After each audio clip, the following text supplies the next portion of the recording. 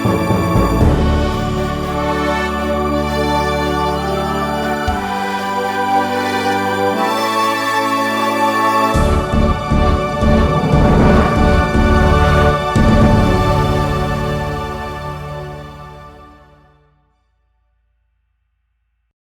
po dito sa Distrito Eklesiastiko ng Romblon, kami po ay kasamang bumabati at nakikigalak sa pagsapit ng distrito sa inyong ika-10 anibersaryo. Kaya sa lahat po ng mga ministro, mga manggagawa, lahat ng mga may tungkulin, lahat ng mga kapatid, bumabati po kami sa inyo ng happy 10th anniversary po. Purihin at luwalhatiin ang Panginoon Diyos at ang ating Panginoong Jesucristo. Mula po dito sa distrito ng Marinduque, kami po ay malugod at masaya na bumabati sa pagsapit ng ika-10 anibersaryo ng distrito ng Bungabong, Oriental Mindoro. Happy anniversary po! Kami pong mga ministro at manggagawa, kasama po ang lahat ng mga kapatid sa distrito po ng Mindoro Oriental, ay buong kagalakang bumabati po sa pagsapit ng ika-10 anibersaryo ng Bungabong Oriental Mindoro. Mula po sa aming distrito ay malugod na bumabati sa lahat ng mga kapatid sa distrito ng Bungabon Oriental Mindoro sa pagsapit po ng inyong 1 dekadang anibersaryo na matagumpay na nakapaglilingkod sa ating Panginoon Diyos. Purihin po ang ating Panginoon Diyos at naway bigyan pa kayo. Ibuhos pa sa inyo ng Diyos ang maraming pagtatagumpay para po sa kanyang banal na gawain.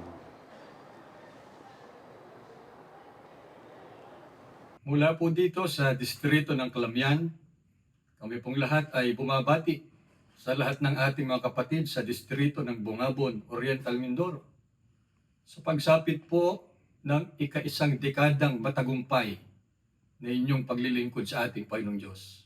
Purihin po natin ang ating Panginoong Diyos. Happy anniversary po sa inyong distrito. Mula po sa distrito ng San Jose, Mindoro Occidental, ay malugod po kaming bumabati sa ika-10 anibersaryo ng distrito ng Bungabong Oriental Mindoro. Happy anniversary po!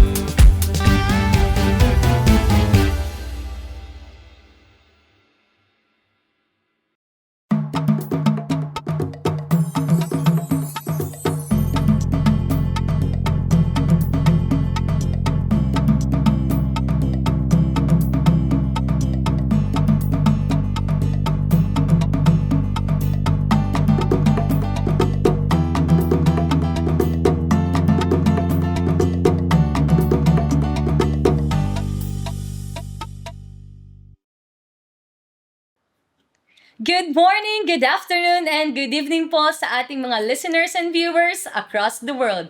Kayo po ay nakikinig at nanonood sa INC Radio Mimaropa Adventures. Ngayon po, August 13, araw ng Huwebes, alas 8 ng gabi, Philippine Standard Time. Kami po ang makakasama ninyo sa 30 minutong makabuluhang kwentuhan dito sa INC Radio Mimaropa Adventures. Ako po ang kapatid na Chloe Castro. Ako po ang kapatid na Milky Bautista. Live po tayong napapanood at napapakinggan mula po sa Organic Capital of Oriental Mindoro, Bungabong Oriental Mindoro. Welcome po kayong lahat dito sa INC Radio Mimaropa Adventures. Kamusta ka naman, Ate Milky, ngayong gabi? Okay naman po, ate. At honestly, ate, excited na tayo ngayong gabi.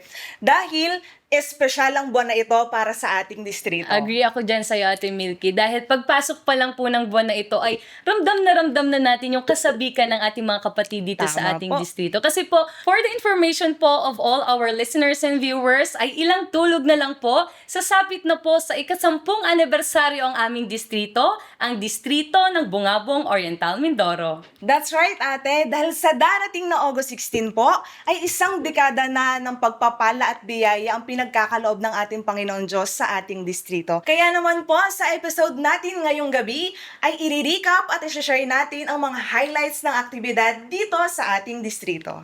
Kitang-kita ang saya at pagkakaisa ng bawat kapatid sa mga naging aktibidad natin dito sa distrito ng Bungabong Oriental Mindoro. Mula sa ating blood donation activity kung saan napakaraming kapatid ang nagbahagi ng dugo para makatulong sa kapwa hanggang sa ating kamanghamanghang human monogram na talagang ipinakita ang buong pusong pagmamahal at pagmamalasakit ng mga kapatid natin dito sa ating distrito. Kitang-kita din po natin ang mga ngiti ng bawat pamilya sa isinagawa nating Family Fun Day at ang galing ng ating mga local entrepreneurs at ang pangkabuhayan sa ating ginawang trade fair. Kitang-kita din po ang sportsmanship ng mga kapatid nating manlalaro sa isinagawa nating Unity Games area level. At syempre po, hindi pa riyan nagtatapos sa mga aktibidad para sa ating 10th anniversary. Dahil sa mismong araw po ng ating anibersaryo, August 16, ay magsasagawa po ang ating distrito ng isang tanging pagsamba na isasagawa sa lokal ng Bungabong bilang host district and connected via live streaming ang mga lokal sa ating distrito. At para naman po sa masayang pakikipagkaisa at palakasan, gaganapin naman po ang ating Unity Games District Level sa August 29. Tiyak po na masaya at puno na naman ng sigla ang ating pagkikita na yan, mga kapatid. Nakakataba talaga ng puso, Ate Chloe, ang mga aktibidad na isinasagawa natin dito sa ating distrito. Dahil hindi lamang ito isang aktibidad, kundi ito ay patunay ng isang dekadang pagmamahalan, pakikipagkaisa at patuloy na biyaya na ipinagkakaloob ng ating Panginoong Diyos sa atin. At dahil masaya po nating ipinagdiriwang ang anniversary ng ating distrito, sama-sama po nating pakinggan ang napaka-espesyal at very inspiring stories ng ating mga pioneers dito sa distrito ng Bungabong Oriental Mindoro.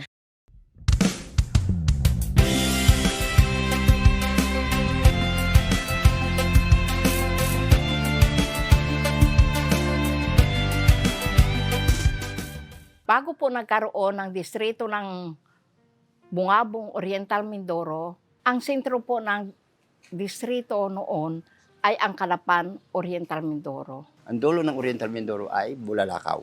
Napakahirap kasi ang sasakyan noon dahil wala pa kasi nung sasakyan dito sa Oriental Mindoro. Ayun daan, bako-bako pa rin.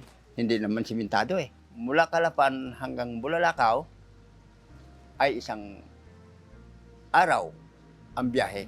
Taong 1980s po, ako ay mga awit. May mga aktibidad pong pandistrito, ako po ay kasali. Mula po dito sa lokal ng Bungabong, distrito ng Bungabong, ay humigit kumulang sa 100 kilometro bago makarating ng Calapan. Mahirap po ang transportasyon. Halos kalahating araw po yan tinatakbo ng bus. Dahil sa kalagayan ng kalsada. Tatay ko po ay Pangulong Diakono po ng lokal ng Bungabong at ang nanay ko po ay isa pang diakonesa. Nakikita ko po sa kanila ang kasiglahan ng paglilingkod, mga pagtupad po sa tungkulin. maging ang akin pong ama ay nakikita ko pong maging masigla sa mga pagmimisyon po. Ganun po nakikita ko pong tuwing alas po ng aming tahanan, may dala-dala po siyang pasugo upang ipag-anyaya po sa mga kakilala niya po. Dahil po sa patuloy na papalaganap sa aming lokal at kami po ay palagi nakikipagkaisa, marami po ang naging bunga ng aming lokal. At katunayan po niyan, marami na pong lokal ang naitatag na galing po sa aming lokal. Mga barangay po na doon kami nagmisyon noon, doon kami na mahayag. Nangarap kami na magkaroon ng distrito. At yun naman po ang ipinagpapasalamat namin sa Panginoong Diyos. Hindi naman kami nabigo na magkaroon ng distrito dito sa amin. Nung mabalitaan po namin na magiging distrito na po kami, sobrang saya po namin kasi po talagang sobrang layo po ng Kalapan sa amin. Kapag po may mga tanging pagtitipon, may mga tanging pagsamba, may mga pagpupulong pong buwanan, talaga pong sa Kalapan kami pumupunta, nag-aarkila po kami ng mga sasakyan para lang po kami makarating doon. Nung maging distrito na po, talagang sobrang tuwa po namin kasi po hindi na kami nagtatravel ng malayo. Tapos nandito lang, katabi lang namin yung distrito. Kaya mas lalo pong natutupad namin yung aming tungkulin. Nang mabalitaan namin na magiging distrito itong aming lokal ng Bungabong, distrito ng Bungabong, Oriental Mindoro, masayang-masaya po kami. Talagang wala hong kalalagyan ng kasayahan amin mula sa aming puso. Lalo po akong sumigla sa pagtupad dahil nakita ko umunlad na ang lokal ng Bungabong sa tulong ng Panginoong Diyos. Ngayon po na nandito na po ang distrito na po kami, ay mas lalo po naming naramdaman ang pagmamahal ng pamamahala dahil sa ang tagapangasiwa po ay nandito na, malapit lang sa amin at lagi kaming nadadalaw at lagi kaming napapayuhan. Kaya mas lalo pong lumakas at sumigla ang aming pananampalataya nung maging distrito na po kami. Isang kagalakan po ang akin pong nararamdaman na ngayon po ang aming distrito ay sasapit po sa 10th anibersaryo. Lubos po kaming nagpapasalamat una po sa ating Panginoong Diyos dahil po sa binigay nilang biyaya sa amin na kami po ngayon ay isa ng ganap na distrito at katunayan po ay 10 taon na po kaming distrito. Ako po ay nagpapasalamat sa ating Panginoong Diyos sapagkat nakapagpapatuloy pa po kami sa aming mga paglilingkod sa kasiglahan ng aming mga paglilingkod. Maging patuloy din nagpapasalamat sa tagapamahalang pangkahalatan, ang kapatid na Eduardo B. Manalo at ang kapatid na Angelo Manalo. Patuloy din po nagpapasalamat sa patuloy po nilang paggabay sa amin. Ngayon, ang sumapit na itong 10 taon sa aming distrito ay lalong umaalab ang aming paglilingkod sa Diyos. Talagang, ika nga anuman ang mangyari, hindi kami lalayo. Hindi kami tatalikod kahit kailan. Anuman sapitin ng tao namin, ay kami ang sambahayan ko. Mamatay man o mabuhay, nandito kami. Habang ako nabubuhay, hindi ako lalayo sa Diyos, lalo na sa ating tagapamahala. Susunod kami lahat sa Kanya.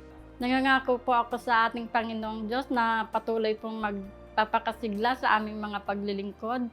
Tutulong po sa mga gawain sa loob ng banal na iglesia. May papangako ko po at ng aking sambahayan na patuloy po kaming magiging masigla sa mga gawain at makikipagkaisa po. Pinapangako ko po bilang may tungkulin, pagpapatuloy ko po ang masiglang paglilingkod at pagtupad ng tungkulin. Kung ano po ang nasimulaan, ayun po ay tatapusin. Kami po ay lubos na nangangako sa ating Panginoong Diyos at sa ating pamamahala na kami po ay patuloy na maglilingkod. Hindi po kami titigil sa pagtupad ng aming mga tungkulin para po mabigyan ng kasiyahan ang Panginoong Diyos at patuloy po kaming magpapasakop sa namamahala ang kapatid na Eduardo Manalo. Sana po ipagpalain pa po sila ng Diyos. Gayon din po ang kapatid na Angelo Manalo para po patuloy nila kaming magabayan at lalo pa po kami magtumibay sa aming pananampalataya.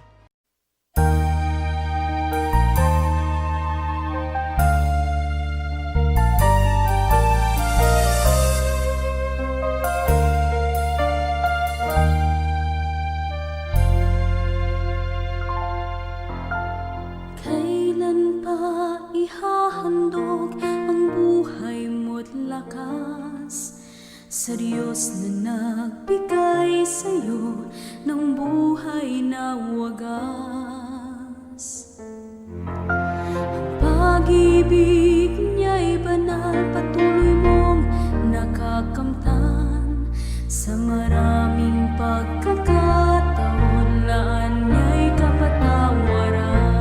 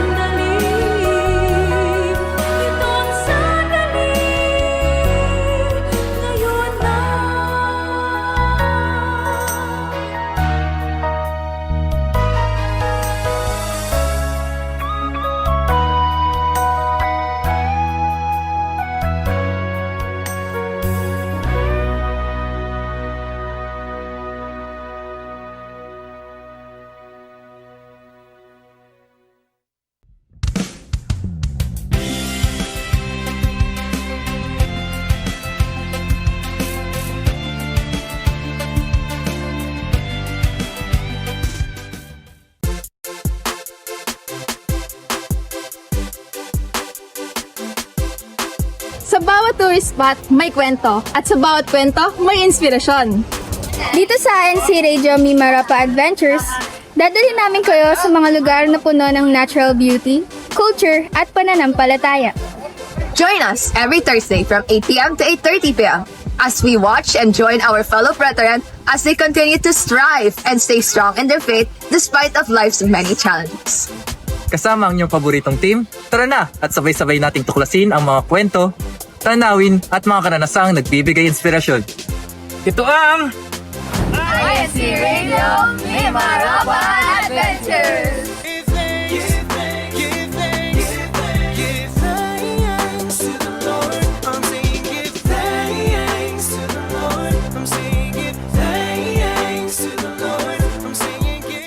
Muli po, maraming salamat po sa lahat ng ating mga pioneers na patuloy na nagiging inspirasyon po at mabuting halimbawa sa ating mga kapatid. At para naman po, mas makilala nyo pa ang aming distrito, panoorin nyo po ang aming inihandang District Profile.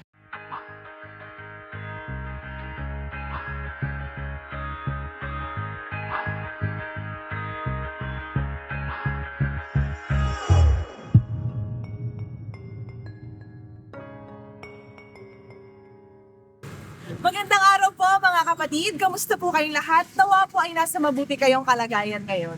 Samahan niyo po kami i-explore ang aming napakagandang distrito dito sa segment na District Profile. Ako po ang kapatid na Chloe Miguel. Ako naman po ang kapatid na Milky Bautista. At welcome po kayo dito sa Distrito ng Bungabong Oriental Mindoro. Alam nyo ba na sa timog bahagi ng Oriental Mindoro, may isang bayang puno ng kasaysayan, magagandang tanawin at masasarap na kainan? Ito ang Bungabong Oriental Mindoro. Ang Bungabong ay isang munisipalidad sa lalawigan ng Oriental Mindoro na kilala bilang Organic Farming Capital, na kung saan matatagpuan ang mga certified organic rice farms dito sa ating bansa, ang Pilipinas. Kilala ito sa mayamang lupaing pang-agrikultura at magagandang natural na tanawin. Palay, mais at saging ang pangunahing produkto nito, kung saan ay malaki ang naiaambag ng bayang ito sa produksyon ng agrikultura sa lalawigan. Dahil dito, pagsasaka ang karaniwang hanap buhay ng mga naninirahan dito at maraming pamilya ang umaasa sa agrikultura bilang kanilang pangunahing hanap buhay. Batay sa 2020 census, ang munisipalidad ng Bungabong ay may 76,973 na residente. Dito matatagpuan ang sentrong lokal ng distrito, ang lokal ng Bungabong, na nasa Rizal Avenue, Bagong Bayan 2, Bungabong Oriental Mindoro. Matatagpuan ang tanggapan ng distrito ng Bungabong Oriental Mindoro sa loob ng compound ng lokal ng Bungabong. Humigit kumulang 102 kilometro ang layo nito mula sa Kapitolyo ng lalawigan ng Calapan City. Nasasakop ng distrito ng Bungabong Oriental Mindoro ang mga lokal ng Iglesia ni Cristo na nakatatag sa mga bayan ng Pinamalayan, Gloria, Bansud, Bungabong, Rojas, Mansalay at Bulalakaw. Maging ang lokal ng Sibale na nasasakupan naman ng lalawigan ng Romblon. Sa kasalukuyan, binubuo ang distrito ng 46 na mga lokal at 2 extension.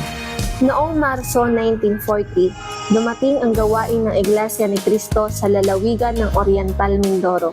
Sa kabila ng maraming pag-uusig, hindi alintana ng mga ministrong isinugo ng kapatid na Felix Y. Manalo ang lahat ng mga pag-uusig at panganib. Kaya naman pagkalipas ng 3 buwan, pagkatapos ng kanilang matiyagang pangangaral, ay nahayag ang makapangyarihang gawa ng Panginoong Diyos sa mga gawain ng Iglesia sa lalawigang ito. Nagbunga ng sagana ang gawain ng Panginoong Diyos sa dakong ito. 52 ang unang pinabautismuhan, at mula noon ay lalong lumawak at lumakas ang gawain ng Iglesia sa dakong ito. Pagsapit ng taong 1948, nakarating naman ang unang gawaing pagpapalaganap sa timugang bahagi ng Mindoro Oriental, sa bayan ng Pinamalayan. Ang unang barangay na pinagdausan ng gawain ay ang Barangay Wawa. Dahil sa patuloy na paglago ng Iglesia ni Cristo sa distrito ng Mindoro Oriental, pinagtibay ng pamamahala noong August 16, 2016 na ang 40 lokal at 2 extension ay itatag bilang isang bukod na distrito. Tinawag ang bagong tatag na distrito Eklesyastiko ng Mindoro Oriental South at ang distrito ng Mindoro Oriental na siyang pinanggalingan nito ay tinawag naman na Mindoro Oriental North. Pinalagay ang tanggapan nito sa loob ng compound ng lokal ng Bungabong. Noong February 21, 2020, sa pagpapatibay ng pamamahala, pinalitan ang pangalan ng distrito ng Mindoro Oriental South at naging distrito ng Bungabong Oriental Mindoro. Siglang pagkaisa ang lahat ng mga kapatid dito sa distrito ng Bungabong Oriental Mindoro sa mga gawaing pagpapalaganap at mga aktibidad na pangkasiglahan na pinagtibay ng pamamahala ang kapatid na Eduardo V. Manan. Ang distrito ng Bungabong Oriental Mindoro ay kasalukuyang pinangangasiwaan ng kapatid na Rodel C. Manyebog kasama ang kapatid na Leonardo Reyes, pangalawang tagapangasiwa ng distrito. Sa loob ng 10 taong pagkakatatag ng distrito, nagtamo ito ng maraming pagtatagumpay sa pagpapalaganap ng mga aral na sinasampalatayanan sa loob ng Iglesia ni Cristo. Kami po ay nagpapasalamat ng napakarami sa ating Panginoong Diyos sa Kanya pong walang sawang pagpapala at patnubay na iginagawad po sa aming distrito. Distrito Eklesyastiko ng Bungabong Oriental Mindoro. Ang kasaysayan at kasalukuyang tagumpay ay katunayan po ng dakilang pag-ibig ng ating Panginoong Diyos sa amin pong distrito. Kami po ay nagpapasalamat din ng napakarami sa atin pong tagapamahalang pangkalahatan, ang kapatid na Eduardo B. Manalo, at maging sa amin pong pangalawang tagapamahalang pangkalahatan, ang kapatid na Angelo Eranio Manalo, sa kanila pong pagmamahal at pagmamalasakit at pag-akay po sa amin sa mataas na uri ng paglilingkod sa Diyos upang kami po ay makatiyak ng kaligtasan. Pangako po namin na mananatili po kaming matatag, mananatili po kaming masigla at patuloy na makikipagkaisa sa lahat po ng mga gawain sa loob po ng Iglesia.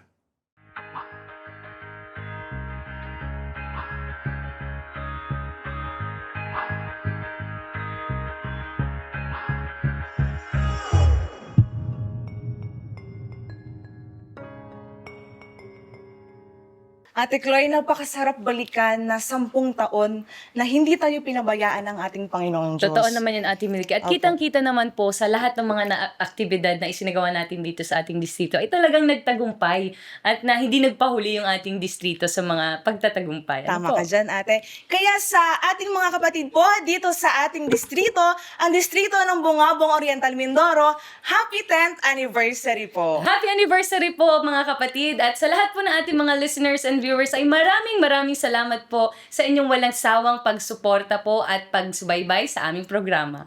Buong pusong nagpapasalamat po kami sa ating pangalawang tagapamahalang pangkalahatan, ang kapatid na Angelo Eranio V. Manalo, at ang ating tagapamahalang pangkalahatan, ang kapatid na Eduardo V. Manalo. Maraming salamat po sa inyo at mahal na mahal po namin kayo. Muli, maraming salamat po sa mga nakasama natin ngayong gabi. At samahan niyo po kami sa susunod na Webes dito sa INC Radio Mimaropa Adventures.